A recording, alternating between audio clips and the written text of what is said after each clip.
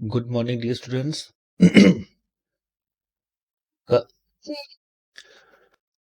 आज बेटा ਅਸੀਂ टॉपिक स्टार्ट कर रहे हैं mass by volume percentage and parts पर मिलियन मास बाय वॉल्यूम दोनों टॉपिक है। Let's start. Mass by volume percentage, देखो नाम तो ही पता लगता।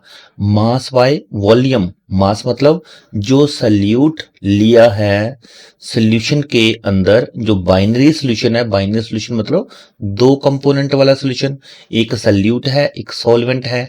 जो सल्यूट है उसका मास ले लेना है, मास मतलब ग्राम च हो गया, और जो वॉल्यूम है उसका मतलब जो सॉल्वेंट है उसको मिलीलीटर में ले लेना है। तो ग्राम बाय मिलीलीटर, तो इसको रेशियो जो है निकालेंगे तो वो बनेगा मास बाय वॉल्यूम परसेंटेज। और डिटेल में करें, it is denoted with W by V. W by V percentage का अर्थ है कि जो सल्यूट है उसका वेट ले लिया और जो सॉल्वेंट है उसका वॉल्यूम ले लिया।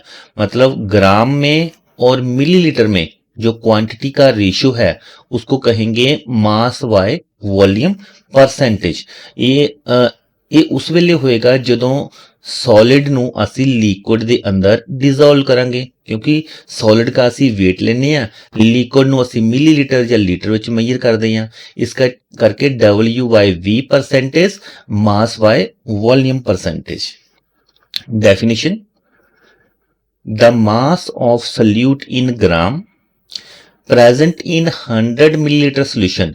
तो मास ऑफ सल्यूट को ग्राम में रखना है और उसको 100 मिलीलीटर सोल्यूशन में 100 मिलीलीटर सोल्यूशन में कितने ग्राम सल्यूट के डिसॉल्व कर रखे हैं, इसी को बोलते हैं मास बाय वॉल्यूम।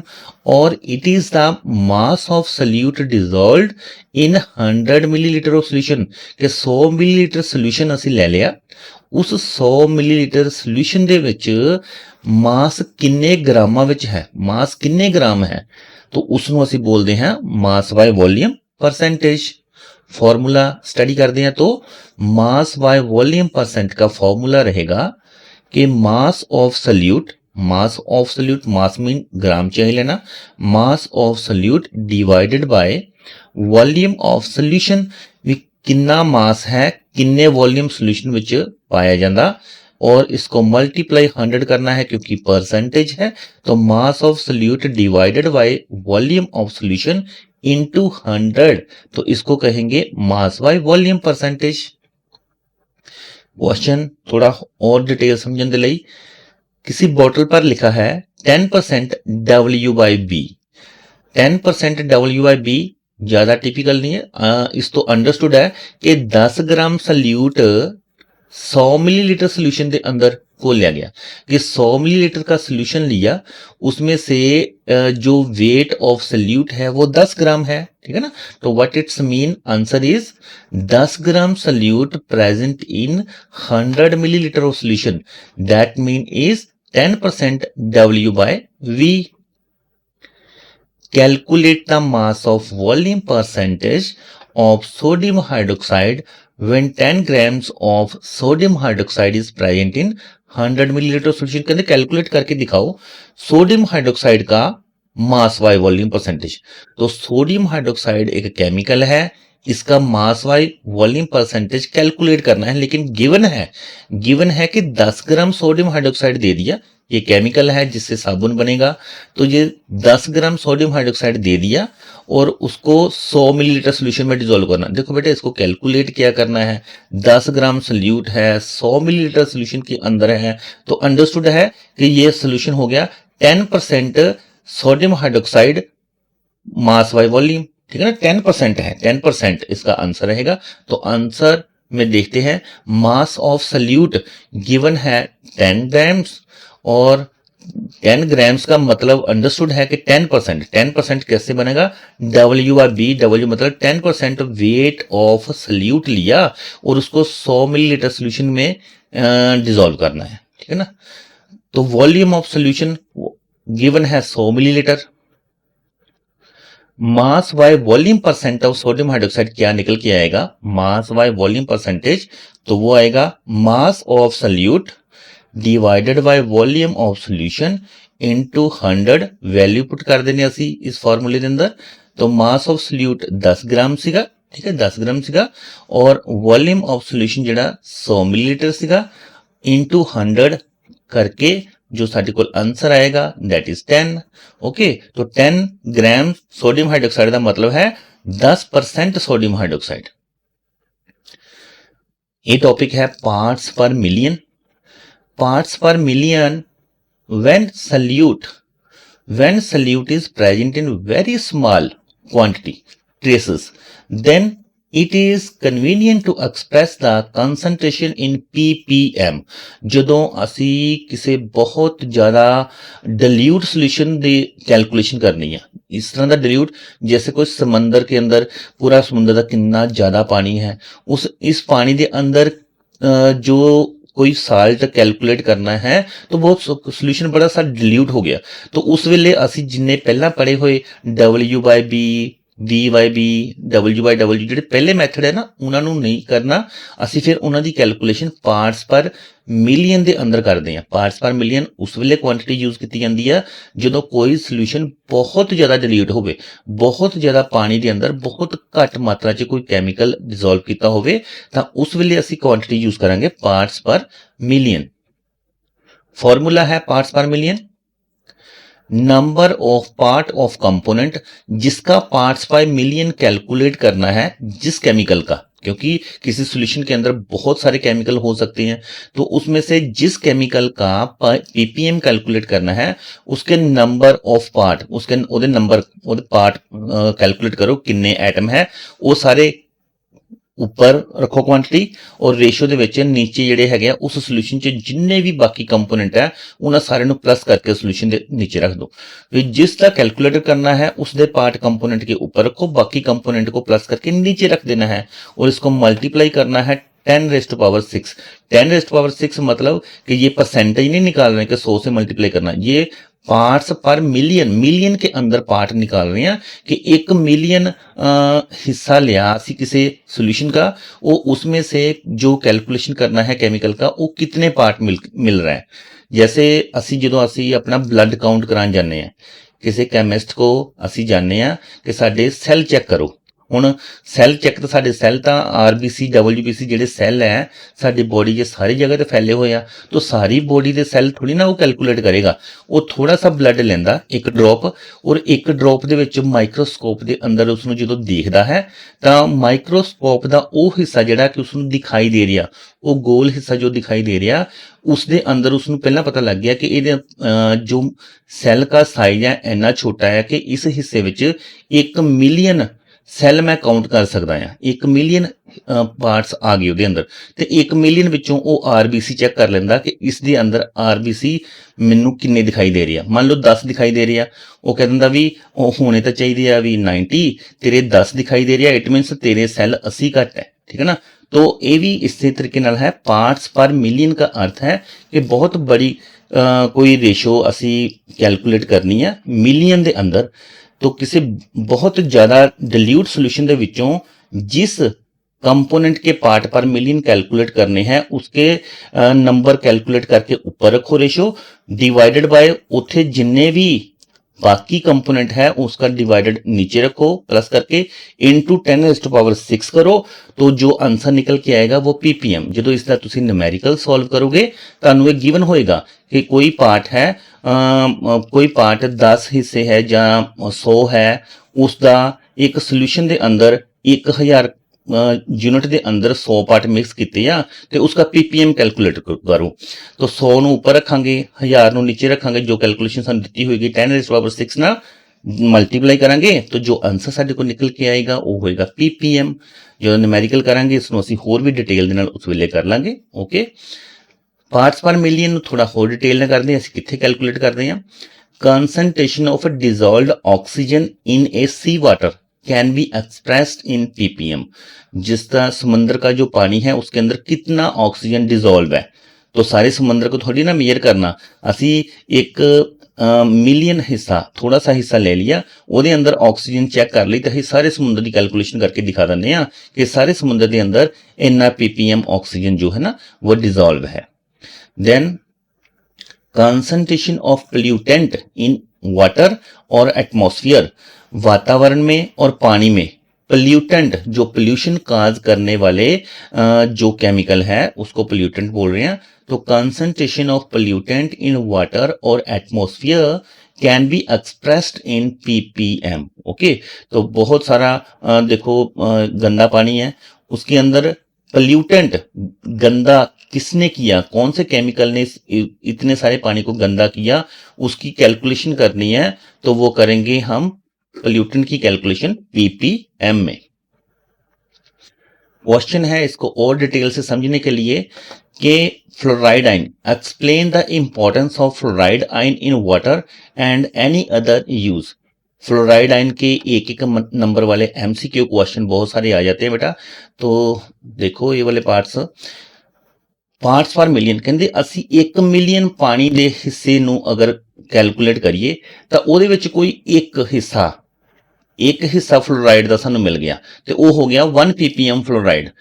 1 ਮਿਲੀਅਨ ਪਾਣੀ ਦੇ ਅੰਦਰ ਹਿੱਸੇ कैलकुलेट किए, पानी के एटम जोड़े आ वो कैलकुलेट कर लो, 1 मिलियन के अंदर सानू एक फ्लोराइड आयन कोई मिल गया तो उसकी वैल्यू अभी 1 ppm कहने आ। ते 1 ppm जो फ्लोराइड आयन है वो साडे दंदां नू बचांदा है, यानी कि साडे लिए अच्छा भी है। यही फ्लोराइड आयन साडे लिए अच्छा भी है, बट उस वेले अच्छा है जो इसकी क्वांटिटी देखो 1 मिलियन पिछे सिर्फ एक होवे तां ये साडे दंदां लई बहुत अच्छा है।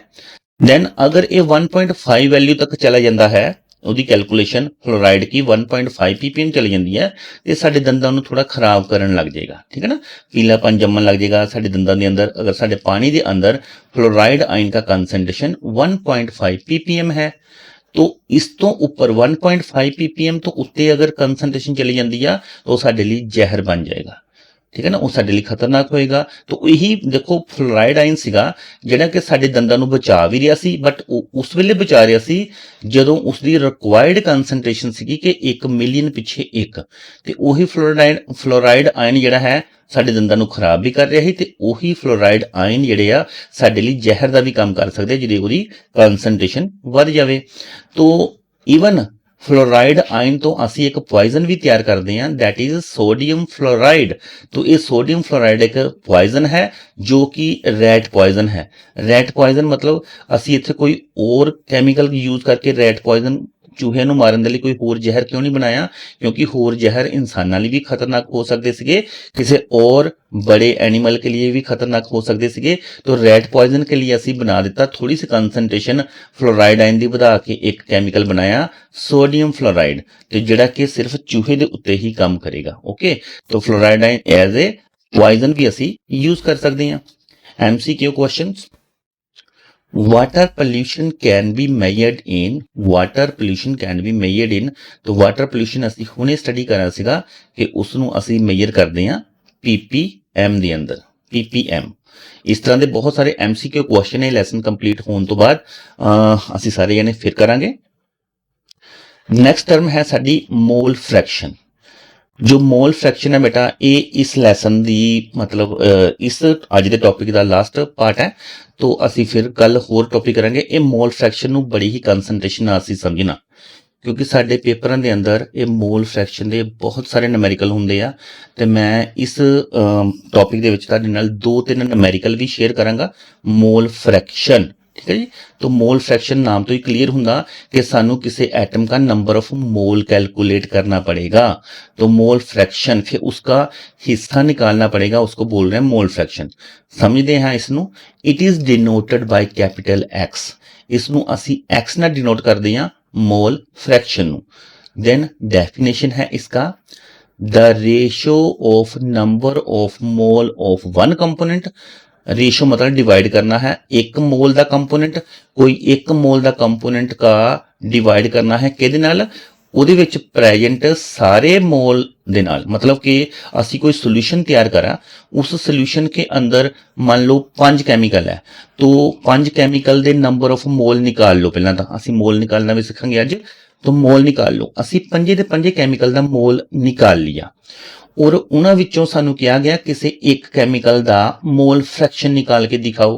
तो मोल फ्रैक्शन निकालने लिए ਅਸੀਂ करेंगे जिस केमिकल का मोल फ्रैक्शन निकालने के लिए बोला है कि उसके नंबर ऑफ मोल को ऊपर रखो divided by total number of मोल कर दो, ठीक है ना। जिसका मोल फ्रैक्शन निकालना है उदे नंबर ऑफ मोल ऊपर रखो, बाकी सभी के उस सॉल्यूशन में जितने भी केमिकल है उन सब के मोल को प्लस करके नीचे रखो और रेशियो को डिवाइड कर दो। जो आंसर आएगा वो मोल फ्रैक्शन होगा उस कंपोनेंट का जो ऊपर रखा है, ठीक है ना। तो थोड़ा सा बेसिक समझ में आ गया, आगे इसको प्रैक्टिकली कर रहे हैं। For example in a binary mixture ऐसा मिक्सचर जिसके अंदर सिर्फ दो कंपोनेंट है, क्योंकि दो कंपोनेंट से हमें आसानी से समझ आ जाएगा। पहले बाइनरी का करते हैं। तो बाइनरी मिक्सचर जिसके अंदर सल्यूट एंड सॉल्वेंट है, दो कंपोनेंट है। तो दो कंपोनेंट कौन से है? ए एंड बी बोल दिया इन्होंने, ठीक है ना। तो नमक एंड पानी नहीं बोला, इन्होंने बोल दिया ए एंड बी। दो बाइनरी मिक्सचर के अंदर दो कंपोनेंट है ए एंड बी, ठीक है ना। तो if the number of mole of A and B are, A component के नंबर ऑफ मोल है एन ए और बी कंपोनेंट के नंबर ऑफ मोल है एन बी, ठीक है ना। तो ये अज्यूम्ड कर लिया कि ए कंपोनेंट के number of mole N A, B component के number of mole N B, then the mole fraction of A will be, B का नहीं पूछा, इस पूछ रहा है कि ए का मोल फ्रैक्शन क्या होगा। तो ए का मोल फ्रैक्शन होगा कि इसका नंबर ऑफ मोल जो है इसको ऊपर रखो और दोनों के मोल फ्रैक्शन, देखो बाइनरी मिक्सचर है, इन दोनों के नंबर ऑफ मोल को प्लस करके नीचे रखो, ठीक है ना। तो नीचे जो वैल्यू रखनी है वो सभी का मोल, सॉल्यूशन के अंदर जितने भी कंपोनेंट है सभी के नंबर ऑफ मोल को नीचे रखना है प्लस करके। तो डिवाइड करके जो आंसर आएगा that will be the mole fraction of A component, because A component के नंबर ऑफ मोल ऊपर रखे हैं। करके देखो, नंबर ऑफ मोल निकालने हैं असी, तो mole fraction of A, x को मोल फ्रैक्शन बोल रहे हैं, एक्स ए का मतलब हो गया मोल फ्रैक्शन ऑफ ए, ठीक है ना। तो mole fraction of A is equal to number of mole of A, क्योंकि मोल फ्रैक्शन ए के निकालने हैं इसलिए नंबर ऑफ मोल ए को ऊपर रख रहे हैं और डिवाइडेड बाय कर रहे हैं total number of mole. Total number of मोल मतलब सॉल्यूशन के अंदर दो ही कंपोनेंट है, उन दोनों के नंबर ऑफ मोल हमें पता है, उन दोनों के नंबर ऑफ मोल को प्लस करके नीचे रखो, जो वैल्यू ऊपर गिवन है उसका मोल फ्रैक्शन निकल जाएगा। For a solution containing I number of component, I number of component मतलब कि कोई भी हो सकते हैं 10। पहला ही सिर्फ बाइनरी सोल्यूशन पढ़ा है जिसके अंदर दो कंपोनेंट है, आई का मतलब है 10 ਜਾਂ 20 ਜਾਂ 100 ਜਾਂ 1000। कोई इदा का सोल्यूशन तैयार किया जिहदे बहुत सारे नंबर ऑफ मोल है, ठीक है ना, बहुत सारे कंपोनेंट है। तो उहदे लई असीं की काम करांगे, उहदे विचों असीं किसी एक पार्ट का मोल फ्रैक्शन निकालना है। मान लो उहदे विचों नंबर एक वाले का मोल फ्रैक्शन निकालना है, तो उसको लिखेंगे मोल फ्रैक्शन ऑफ 1, x1 मतलब मोल fraction of 1। Mole fraction of 1 का निकालना है तो इक्वल टू होगा नंबर ऑफ मोल ऑफ 1, क्योंकि 1 वाले के जो नंबर ऑफ मोल है ऊपर रखने हैं। बाकी आई का मतलब है कि N1 N2 जितने भी कंपोनेंट के नंबर ऑफ मोल है सभी का प्लस करके नीचे रखना है, ठीक है ना। जिसका मोल फ्रैक्शन निकालना है उसके नंबर ऑफ मोल ऊपर रखने, उसको नीचे भी देखो प्लस कर रहे हैं, बाकी सभी के मोल फ्रैक्शन नीचे प्लस कर रहे हैं। उस सॉल्यूशन में जितने भी नंबर ऑफ मोल है इवन जो ऊपर रखा है ना उसको भी नीचे देखो प्लस कर रहे हैं, ठीक है ना। तो सभी को प्लस करके नीचे रखे, जब डिवाइड करोगे तो जो ऊपर नंबर ऑफ मोल रखा है उसका ये निकल के आएगा answer mole fraction of this component, mole fraction of number 1। Okay, तो ये रहेगा मोल फ्रैक्शन। समेशन करके इसको शॉर्टकट में लिख दिया, समेशन एन जितने भी कंपोनेंट है उन सबका प्लस कर दिया। The sum of mole fraction of all component is unity. ये गल बहुत ही ध्यान देने वाली और कदी ना भुलण वाली गल है कि जो असी मोल फ्रैक्शन की गल करते हैं तो मोल फ्रैक्शन हमेशा जो कढ़ते हैं हमेशा एक तो घट हुंदा, किसी एक कंपोनेंट का मोल फ्रैक्शन हमेशा एक तो घट होएगा। तो जो असी सारे कंपोनेंट का मोल फ्रैक्शन निकाल लेने आ तो उन्होंने जो असी प्लस करते हैं तो वह आंसर एक निकल के आएगा, ठीक है ना। तो इत्थे देखो N1 वैल्यू ऊपर भी रखी है, उसको नीचे भी प्लस किया तो नीचे तो वैल्यू बहुत बड़ी आ जाएगी। जो ਅਸੀਂ ਇਹਨੂੰ डिवाइड ਕਰਾਂਗੇ ਤਾਂ ਇਹ आंसर जो है ना 0 पॉइंट समथिंग आएगा। तो एक भी पूरा नहीं आएगा। आंसर कभी भी मोल फ्रैक्शन एक नहीं आता किसी का भी। तो जिन्ने भी मोल फ्रैक्शन ਅਸੀਂ निकाल ਲੈਂਦੇ ਆ ਜਦੋਂ ਉਹਨਾਂ ਨੂੰ ਸਾਰਿਆਂ ਨੂੰ प्लस ਕਰਦੇ ਆ तो यही लिखा the sum of mole fraction of all component is unity. मतलब सभी मोल फ्रैक्शन को प्लस करो तो आंसर एक आएगा। That is x1 x2 mole fraction of 1 mole fraction of 2 mole fraction of 3 4 5 6 कितने भी नंबर ऑफ मोल है सभी को प्लस करो तो एक ही आंसर मिलेगा। मोल फ्रैक्शन के लिए आगे it is useful in relating some physical property of solution like vapour pressure. इसके बाद ਅਸੀਂ ਅੱਗੇ ਜਾ ਕੇ अभी तो डेफिनेशन कर रहे हैं वेपर प्रेशर ਨੂੰ ਪੜਾਂਗੇ ਉਸ ਵੇਲੇ मोल फ्रैक्शन ਦਾ ਬਹੁਤ ਜ਼ਿਆਦਾ ਯੂਜ਼ ਆਂਦਾ ਹੈ। It is useful in relating some physical property of solution like vapour pressure. It has no unit, इसका कोई यूनिट नहीं है क्योंकि ऊपर भी नंबर ऑफ मोल रखे हैं नीचे भी नंबर ऑफ मोल रखे हैं। तो ऐसी क्वांटिटी जिसके ऊपर और नीचे सेम वैल्यू रखी हो तो यूनिट भी कट हो जाएंगे तो यूनिट लेस क्वांटिटी बनेगी। तो it is independent of temperature. Temperature का मोल फ्रैक्शन के ऊपर कोई इफेक्ट नहीं है क्योंकि अगर कोई वॉल्यूम की बात करें तो वॉल्यूम जो है वो टेम्परेचर कम होने से कम हो सकता है, टेम्परेचर ज्यादा होने से वॉल्यूम फैल जाएगा। लेकिन ये तो मोल फ्रैक्शन की बात है जो टेम्परेचर के ऊपर डिपेंड नहीं करती। ये 3 पॉइंट है जो मोल फ्रैक्शन के लिए याद रखने हैं जी। Next number of mole. देखो ਅਸੀਂ मोल फ्रैक्शन ਤਾਂ ਪੜ ਲਿਆ मोल फ्रैक्शन इस तरह करना है पर ਉਹਦੇ ਵਿੱਚੋਂ ਇਹ ਹੈ ਕਿ ਨੰਬਰ ਆਫ ਮੋਲ ਕਿਵੇਂ ਕੱਢਣੇ ਆ। ਅਸੀਂ ਕਹਿੰਦੇ ਆ ਨਾ ਇੱਕ ਦੇ ਮੋਲ ਉੱਪਰ ਰੱਖੋ ਬਾਕੀ ਦੇ ਮੋਲ ਨੀਚੇ ਰੱਖੋ। ਤਾਂ ਵੈਰੀ ਇੰਪੋਰਟੈਂਟ ਪੁਆਇੰਟ ਹੈ ਕਿ ਮੋਲ ਕਿਵੇਂ ਕੱਢੀਏ। ਠੀਕ ਹੈ ਨਾ। ਨੰਬਰ ਆਫ ਮੋਲ ਕੱਢਣ ਦੇ ਲਈ ਤੁਸੀਂ ਹੁਣ ਅਸੀਂ ਇੱਥੇ ਪੜਾਂਦੇ ਨੰਬਰ ਆਫ ਮੋਲ ਕਿਸੇ ਵੀ ਐਟਮ ਦੇ ਜਦੋਂ ਕੱਢਣੇ ਹੋਣਗੇ ਕੰਪੋਨੈਂਟ ਦੇ ਕੱਢਣੇ ਹੋਣਗੇ ਤਾਂ ਉਸ ਦਾ ਸਾਨੂੰ weight ਗਿਵਨ ਹੋਏਗਾ 2 ग्राम 10 ग्राम 5 ग्राम। ਉਹਦਾ weight ਅਸੀਂ कंपोनेंट का weight ऊपर रख देना। ठीक है ना। जो weight given है वो ऊपर रख देना। नीचे मोलिकुलर weight उस एटम का मोलिकुलर weight नीचे रख देना। ਹੁਣ ਤੁਸੀਂ ਕਹੋਗੇ ਇਹ मोलिकुलर weight ਕੀ ਹੈ। ਇਸ ਨੂੰ ਅਸੀਂ ग्राम मोलिकुलर weight भी कह ਦਿੰਦੇ ਆ और मोलिकुलर weight भी कह ਦਿੰਦੇ आ MW भी बोल ਦਿੰਦੇ ਆ। तो ਇਹ मोलिकुलर weight ਹੁੰਦਾ ਜਦੋਂ ਕਿਸੇ ਐਟਮ ਦਾ ਐਟੋਮਿਕ ਨੰਬਰ ਪਤਾ ਹੋਵੇ। ਦੁਬਾਰਾ ਬੋਲ ਰਹੇ ਹਾਂ ਜਦੋਂ ਕਿਸੇ ਐਟਮ ਦਾ ਐਟੋਮਿਕ ਨੰਬਰ ਪਤਾ ਹੋਵੇ ਤਾਂ ਲਗਭਗ ਉਸ ਨੂੰ 2 ਨਾਲ ਮਲਟੀਪਲਾਈ ਕਰ ਦੋ ਤਾਂ 99% ਹਮੇਸ਼ਾ ਉਸका ਆਨਸਰ ਠੀਕ ਆਏਗਾ ਮੋਲਿਕੂਲਰ weight। ਕੋਈ 1-2 ਐਟਮ ਇਸ ਤਰ੍ਹਾਂ ਦੇ ਆ ਜਿਨ੍ਹਾਂ ਦਾ ਇਸ ਤਰੀਕੇ ਨਾਲ ਮੋਲਿਕੂਲਰ weight ਨਹੀਂ ਕੱਢਿਆ ਜਾਂਦਾ ਬਟ ਸਾਡੀ ਬੁੱਕਸ ਦੇ ਅੰਦਰ ਜਿੱਥੇ ਪੀਰੀਓਡਿਕ ਟੇਬਲ ਬਣਿਆ ਉਸ ਪੀਰੀਓਡਿਕ ਟੇਬਲ 'ਚ ਹਰ ਇੱਕ ਐਟਮ ਦੇ ਨਾਲ ਉਸका ਮੋਲਿਕੂਲਰ weight ਗਿਵਨ ਹੁੰਦਾ ਹੈ ਕਿ इसका एटॉमिक weight ਇੰਨਾ ਹੈ और मोलिकुलर weight ਇੰਨਾ है। एटॉमिक weight ਕੀ ਹੁੰਦਾ। Atomic weight is atomic number. जिमें हाइड्रोजन का 1 है कार्बन का 6 है ऑक्सीजन का 8 है। ठीक है ना। तो ऐसे नाइट्रोजन का 7 है। जो एटॉमिक नंबर पीरियोडिक टेबल 'ਚ जिस तरह ही atomic number wise atom fit किए हुए आ उस एटॉमिक नंबर ਨੂੰ 2 ਨਾਲ ਮਲਟੀਪਲਾਈ ਕਰ ਦੋ ਕਿਸੇ ਐਟਮ ਨੂੰ ਤਾਂ ਉਹ ਉਹਦਾ ਮੋਲਿਕੂਲਰ weight ਨਿਕਲ ਆਏਗਾ। ओके। तो 99% मैं कह रहा कि हमेशा इस तरह ही आएगा। कोई 1-2 ਐਟਮ ਇਸ ਤਰ੍ਹਾਂ ਦੀਆਂ ਜਿਨ੍ਹਾਂ ਦੇ ਵਿੱਚ 0.5 ਦਾ ਡਿਫਰੈਂਸ ਆ ਜਾਂਦਾ ਮੋਲਿਕੂਲਰ weight ਕੱਢਣ ਵੇਲੇ तो बाकी सारे इस तरह ही ਕੱਢੇ ਜਾਂਦੇ ਆ। तो ਅਸੀਂ ਕਿਸ ਤਰ੍ਹਾਂ ਕੱਢਣਾ नंबर ऑफ मोल ਕੱਢਣਾ है जिस एटम के लिए कढ़ना है उसका वेट ऊपर रखो और उसका मोलिकुलर वेट नीचे रखो। मोलिकुलर वेट की होएगा उसका एटॉमिक वेट मल्टीप्लाई 2। ठीक है ना। तो इस तरीके नाल साडे कोल जो रेशो आएगा वो होएगा नंबर ऑफ मोल।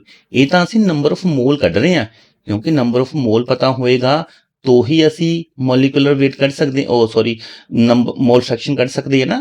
तो आगे देखते हैं मोल परसेंट वैसे बहुत घट पूछा जाता लेकिन फिर भी अजे जो परसेंट वर्ड लग गया मोल फ्रैक्शन तुसी कढ़ लिया तो मोल परसेंट कढ़न दे लई जिहड़ी मोल फ्रैक्शन कढ़ी आ उन्होंने जस्ट 100 नाल मल्टीप्लाई कर दो। मोल फ्रैक्शन जो आंसर कढ़िया आ उसनू 100 नाल मल्टीप्लाई कर दो तो मोल परसेंट हो जाएगा क्योंकि वर्ड परसेंट है तो परसेंट मीन मल्टीप्लाई 100। जो भी आंसर मोल का निकलेगा मोल फ्रैक्शन का 100 ਨਾਲ ਮਲਟੀਪਲਾਈ ਕਰੋ। वैसे तो एक्चुअली ਤੁਹਾਨੂੰ इस तरह के क्वेश्चन के अंदर मोल फ्रैक्शन ही पूछा जाता है। तो हो सकता है किसी एक क्वेश्चन च ये पूछ लिया जाए कि इसका मोल फ्रैक्शन भी निकालो और इसका मोल परसेंट भी निकालो।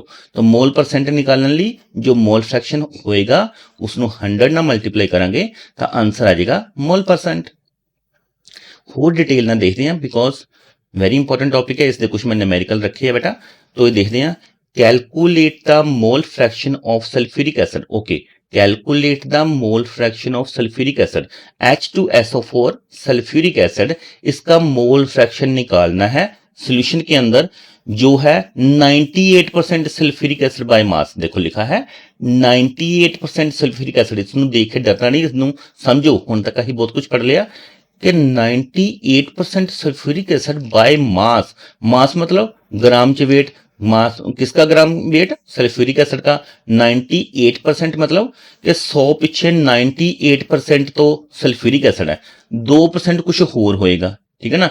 तो 2% कुछ होर होएगा, ਇਹਦਾ मतलब हो गया 98 ग्राम तो हो गया सल्फ्यूरिक एसिड, 2 ग्राम पानी हो जाएगा, क्योंकि सल्फ्यूरिक एसिड लिक्विड है, पानी के अंदर ही डिजोल्व करके इसको पतला किया गया होएगा। तो 98% सल्फ्यूरिक एसिड का मतलब है कि 98 ग्राम सल्फ्यूरिक एसिड है, 2 ग्राम पानी के अंदर मिक्स किया गया है, ठीक है ना। तो ये हो जाएगा साढ़े को 98% सल्फ्यूरिक एसिड। अगर लिखा है 50% सल्फ्यूरिक एसिड तो इसका मतलब होगा कि 50 ग्राम सल्फ्यूरिक एसिड 50 ग्राम पानी के अंदर डिजोल्व करके रखा है, ठीक है ना। तो 98% का मतलब समझ लग गया। आगे देखते हैं इसको। Answer is 98% sulphuric acid by weight mean 100 gram solution लेना है ਜਿਹਦੇ ਵਿੱਚੋਂ 98 ग्राम तो सल्फ्यूरिक एसिड है बाय मास। ओके, तो 100 ग्राम ਦੇ ਵਿੱਚੋਂ 98 ग्राम तो सल्फ्यूरिक एसिड ही है, क्योंकि हमेशा ਅਸੀਂ 100 ਪਿੱਛੇ ਹੀ कैलकुलेशन करते हैं परसेंट ਦੀ। तो वेट ऑफ वाटर कितना निकल के आएगा, 100 - 92 = 2 ग्राम्स। 2 ग्राम पानी का वेट है।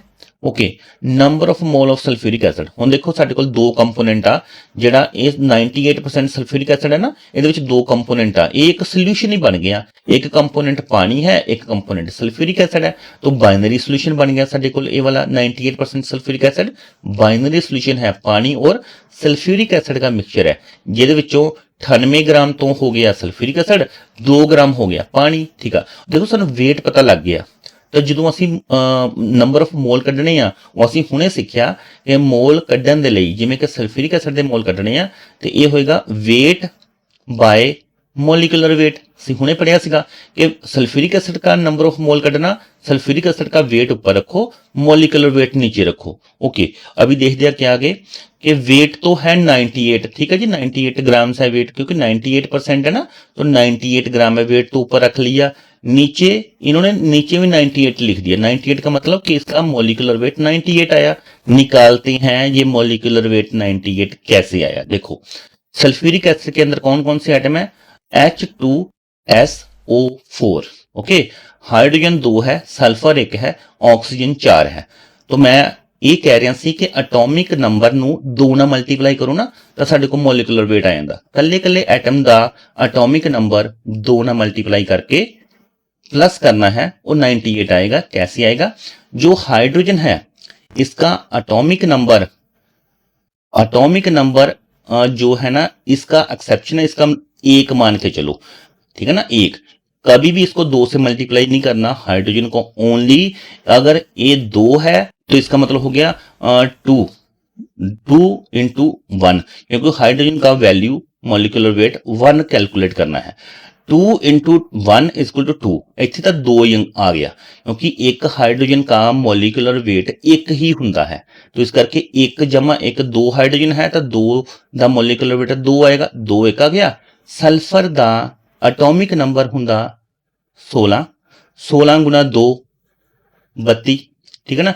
तो 32 ਵਿੱਚ 2 A+ कर देने हैं। ਅੱਗੇ आ गया ऑक्सीजन, ऑक्सीजन ਦਾ एटॉमिक नंबर ਹੁੰਦਾ 8, 8 ਦਾ दुगना आ गया 16, ठीक है ना। 8 ਦਾ दुगना 16, तो 16 × 4, 16 × 4 64, 64 + 32, 32 + 2, ठीक है ना। इन्हों सारे ਨੂੰ प्लस करांगे तो 98 आएगा। इस तरीके नाल मोलिकुलर वेट आ गया। वेट बाय मोलिकुलर वेट ये फार्मूला है नंबर ऑफ मोल निकालने का। तो number of mole sulphuric acid निकाल लो, इसको तुम डिवाइड करोगे तो आंसर इज 1। तो सल्फ्यूरिक एसिड के 98 ग्राम सल्फ्यूरिक एसिड का जो नंबर ऑफ मोल है वो 1 निकल के आंदा। देन आगे देखते हैं जी, सल्फ्यूरिक एसिड का नंबर ऑफ मोल निकाल लिए। अभी वाटर, क्योंकि दो कंपोनेंट है, एक पानी एक सल्फ्यूरिक एसिड, पानी के नंबर ऑफ मोल निकालने हैं तो इसका भी वैसे करेंगे वेट बाय मॉलिक्यूलर वेट, ठीक है ना। तो वेट तो है कैलकुलेट कर लिया, इसका 2 ग्राम सीगा, पानी 2 ग्राम सीगा, 98 ग्राम सीगा, पानी 2 ग्राम सीगा, और नीचे मॉलिक्यूलर वेट रखना है। मॉलिक्यूलर वेट किसे, तो ये तो 2 हाइड्रोजन है तो 2 ही कैलकुलेट करना है। ऑक्सीजन का एटॉमिक नंबर है 8, 8 का दुगना कितना हो गया 16, ठीक है ना। तो एक ही है, 16 गुना 1 16, 16 प्लस 2 18, तो ग्राम मॉलिक्यूलर वेट पानी का कितना निकल के आ गया 18, 2/18 नंबर ऑफ मोल कितना निकल के आएगा 1/9। ओके, तो असि नंबर ऑफ मोल दोनों दे निकाल ले, सल्फ्यूरिक एसिड के भी नंबर ऑफ मोल निकाल लिया और वाटर का भी नंबर ऑफ मोल निकाल लिया। ओके, आगे करना है मोल fraction of sulphuric acid. Mole fraction निकालने आ ते मोल फ्रैक्शन निकालने ਲਈ ਅਸੀਂ number of mole of sulphuric acid दोनों ਦੇ ਜਿਹੜੇ मोल ਅਸੀਂ ਕੱਢੇ ਆ, ਇੱਕ ਦੇ मोल ਉੱਪਰ ਰੱਖੋ, नीचे दोनों ਦੇ मोल नाल डिवाइड करना प्लस करके। तो सल्फ्यूरिक एसिड का मोल फ्रैक्शन निकालना है तो सल्फ्यूरिक एसिड के मोल ऊपर रखने हैं, नीचे दोनों कंपोनेंट का मोल प्लस करके लिख देना और रेशियो को डिवाइड कर देना। तो आंसर देखो कैसे आएगा। सल्फ्यूरिक एसिड के नंबर ऑफ मोल 1 निकल के आए थे, 98/98 आंसर 1 आया था। देन आगे नीचे N1 तो 1 है सल्फ्यूरिक एसिड के नंबर ऑफ मोल, और N2 ये वाला जो निकाला ये है 1/9 आ गया। और इस रेशियो को जब आप सॉल्व करोगे तो आंसर आएगा 0.9।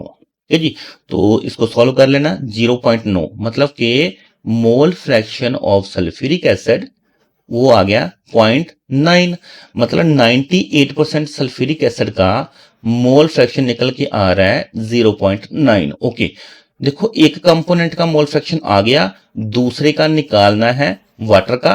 वैसे तो पूछा ही नहीं है दूसरे का निकालने के लिए, इतने सिर्फ एक का ही पूछा गया सीगा सल्फ्यूरिक एसिड का, बट ਇਹਦੇ अंदर दूसरा कंपोनेंट पानी था सी, तो पानी का अगर मोल फ्रैक्शन निकालना हुंदा तो पानी वाला ए मोल फ्रैक्शन ਇਹਦਾ 1/9 ऊपर रखना सी, तो नीचे फिर तो यही वैल्यू रख देना है 1 + 1/9। तो फिर आंसर तुसीं कढ लेने तो वो पानी दे H2O के मोल फ्रैक्शन आ जाने सी। लेकिन सानू इन्नी कैलकुलेशन करने की जरूरत की है, अगर एक का मोल फ्रैक्शन असी कढ लिया तो असी जानते हैं कि दोनों कंपोनेंट का मोल फ्रैक्शन नू प्लस करांगे तो आंसर 1 आएगा। तो असी 1 में से अगर मोल फ्रैक्शन ऑफ सल्फ्यूरिक एसिड को माइनस कर दें तो आंसर फिर भी सल्फ्यूरिक वाटर का मोल फ्रैक्शन आ जाना सी। इस गल नू जिहड़ी नू मैं बोलिया इस नू ध्यान नाल फिर तो सुनना और समझना, ठीक है ना। वेरी इंपॉर्टेंट सीगा ये न्यूमेरिकल। एक क्वेश्चन होर लेने आ इस गल नू अच्छे तरीके नाल समझण दे लई, because mole fraction is very important topic. इस दे तुहानू बहुत सारे क्वेश्चन आएंगे। A solution of sucrose in water, a solution of sucrose, sucrose एक केमिकल है। Hello dear students, I am audible? Hello, okay. तो नेक्स्ट कर रहे हैं a solution of sucrose. Sucrose एक केमिकल है, जैसे कार्बोहाइड्रेट है ना, तो कार्बोहाइड्रेट का ही दूसरा नाम कह लो कि ये सुक्रोज है। सुक्रोज भी वैसा ही कंपोनेंट है। तो सुक्रोज को a solution of sucrose in water is labelled as 20% W/W। Okay, तो एक केमिकल है सुक्रोज, इसको पानी के अंदर मिक्स कर रखा और लेबल के ऊपर लिखा है 20% W/W। देखो इसको तो हम अच्छी तरह से समझते हैं। 20% W/W का मतलब है कि 20 ग्राम सुक्रोज लिया, 20 ग्राम सल्यूट तो सुक्रोज है, तो 20 ग्राम सुक्रोज लिया, उसको 80 ग्राम पानी के अंदर मिक्स करके 100 ग्राम का सोल्यूशन बनाया है। इसी को तो बोल रहे हैं 20% W/W, ठीक है ना। तो what would be the mole fraction of each component in solution. तो मोल फ्रैक्शन देखो दोनों कंपोनेंट का निकालने के लिए पूछने हैं, ठीक है ना। तो दो कंपोनेंट कौन से हैं, बाइनरी सोल्यूशन है, एक सुक्रोज है एक वाटर है। अच्छा जी, इस तरह के क्वेश्चन के अंदर बेटा सानू सब तो पहला पता होना चाहिए कि इस सुक्रोज का केमिकल फार्मूला क्या है। अगर सुक्रोज का केमिकल फार्मूला पता है, वाटर का केमिकल फार्मूला पता है, केमिकल फार्मूले में ही तो पता लगेगा ना भी उसके अंदर कौन कौन से एटम है और कितने कितने एटम है, फिर ही हम कैलकुलेट कर सकेंगे ग्राम मॉलिक्यूलर वेट। तो देखते हैं इसको आगे कैसे किया है। तो answer is mass of sucrose is 20 grams. Mass of sucrose is 20 gram. Okay, 20% W, 20 gram है sucrose. Then molar mass of sucrose. Okay, तो एक ही कर रहे हैं कि मास ऑफ सुक्रोज तो 20 लिख दिता, ये मोलर मास भी नाल ही कैलकुलेट कर रहे हैं। क्यों कर रहे हैं? बिकॉज ਅਸੀਂ ਜਾਣਦੇ ਹਾਂ ਨੰਬਰ ਆਫ ਮੋਲ ਕੱਢਣੇ ਹੈ sucrose K. Number of mall ਕਿਉਂ ਕੱਢਣੇ ਹੈ? ਕਿਉਂਕਿ ਅਸੀਂ ਮੋਲ ਫ੍ਰੈਕਸ਼ਨ ਕੈਲਕੂਲੇਟ ਕਰਨੀ ਹੈ। ਮੋਲ ਫ੍ਰੈਕਸ਼ਨ ਕੀ ਸੀਗਾ? Number of mole of one component divided by total number of mole. तो फिर ही निकलेगा मोल फ्रैक्शन। सानू सब तो पहला नंबर ऑफ मोल निकालने सी। तो number of mole mass of sucrose is 20 gram. Molar mass of sucrose, molar mass sucrose देखो इथे सानू गिवन होएगा एग्जाम के अंदर भी तानू इसका सुक्रोज नू ऐसे नहीं लिखेंगे, उसका केमिकल फार्मूला ऐसे लिखे देंगे। सुक्रोज है C12 H22O11, ठीक है ना। इसका देखो इन्होंने तो निकाल के रख दिया फटाफट से, ये 342 ग्राम्स पर मोल है। ओके, तो ये 342 ग्राम्स निकालना है molecular mass. Molar mass is equal to molecular mass, ठीक है ना।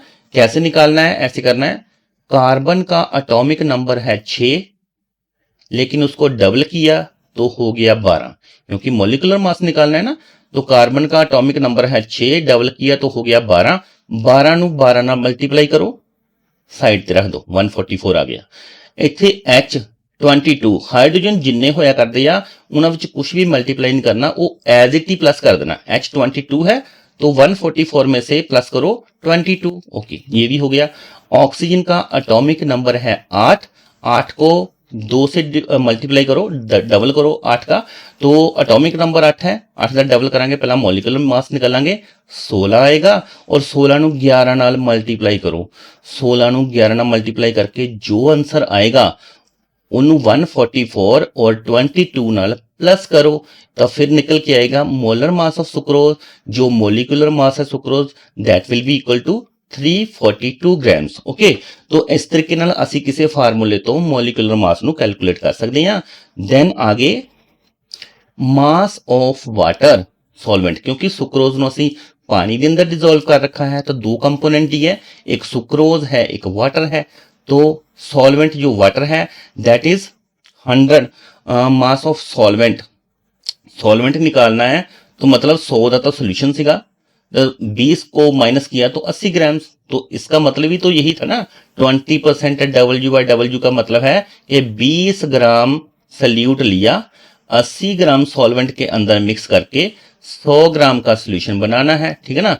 तो 80 ग्राम निकल के आया सॉल्वेंट का वेट। तो सॉल्वेंट हमारे पास है वाटर, तो वाटर का भी मोलर मास निकाल लो। वाटर का मोलर मास, वाटर का फार्मूला जानते हैं H2O है। H2O का अभी पिछले ही न्यूमेरिकल में किया था, तो H2O का निकल के आएगा 18 ग्राम्स। तो 18 ग्राम पानी का निकल के आ गया मोलर मास। हुण देखो सानू दोने कंपोनेंट का वेट भी पता है, मॉलिक्यूलर वेट भी पता है, इत्थे भी वेट भी पता है, मॉलिक्यूलर वेट भी पता है।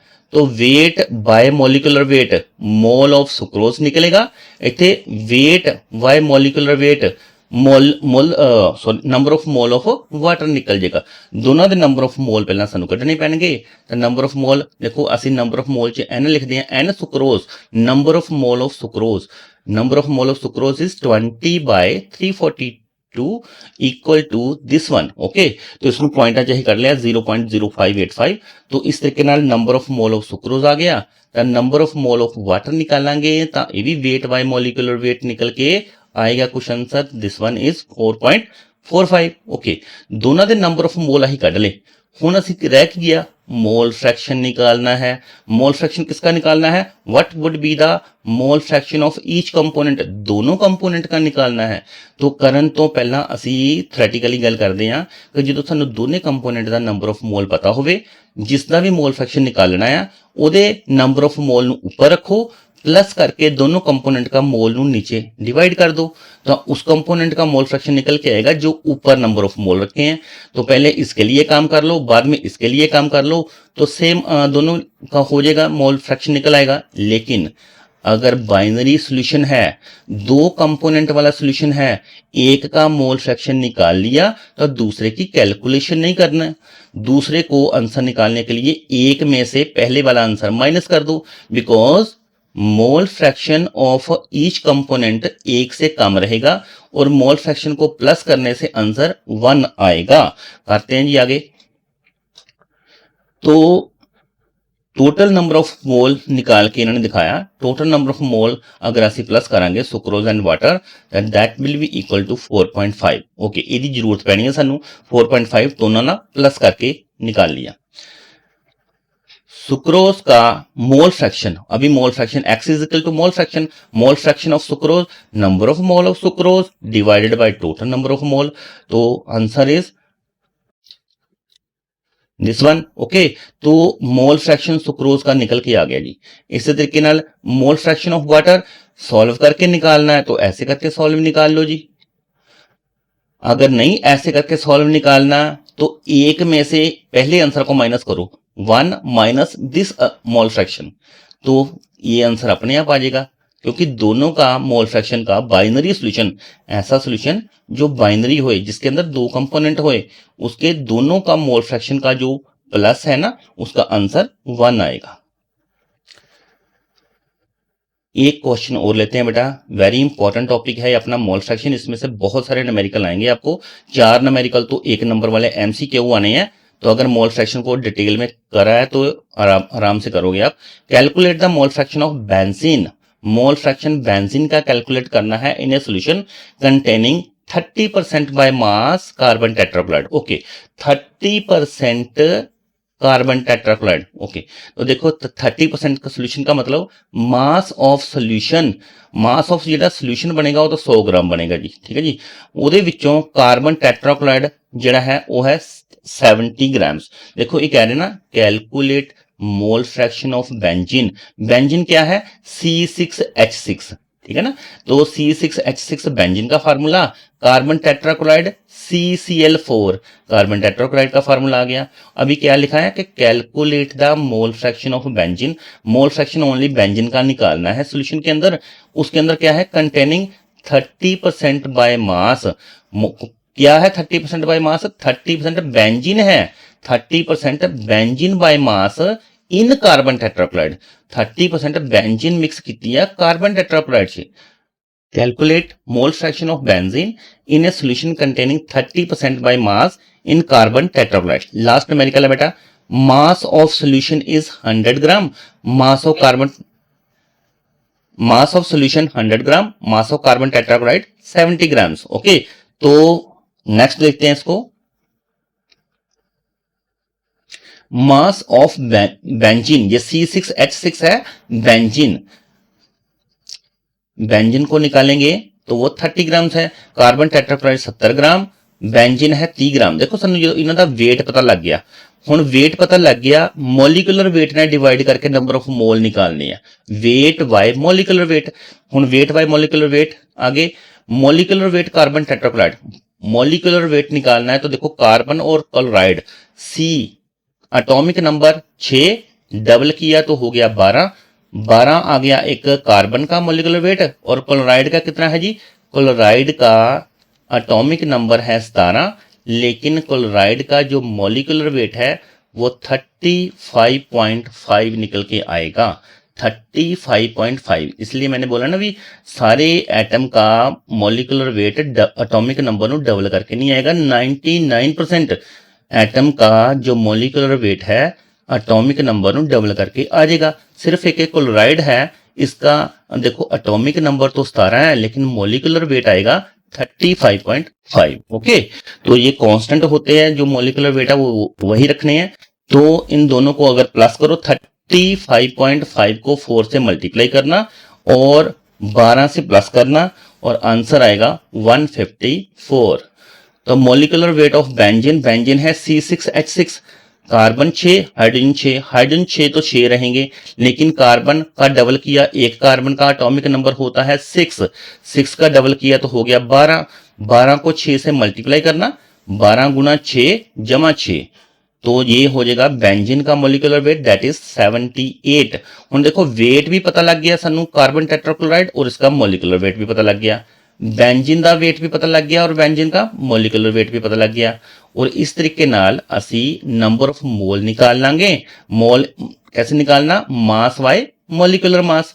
मास बाय मॉलिक्यूलर मास बेंजीन का निकालो तो 30/78 is equal to this one. Okay, number of mole of benzene निकाल लिए, ऐसे ही number of mole carbon tetrachloride भी निकाल लो। Carbon tetrachloride weight by molecular weight निकाल के निकालिए।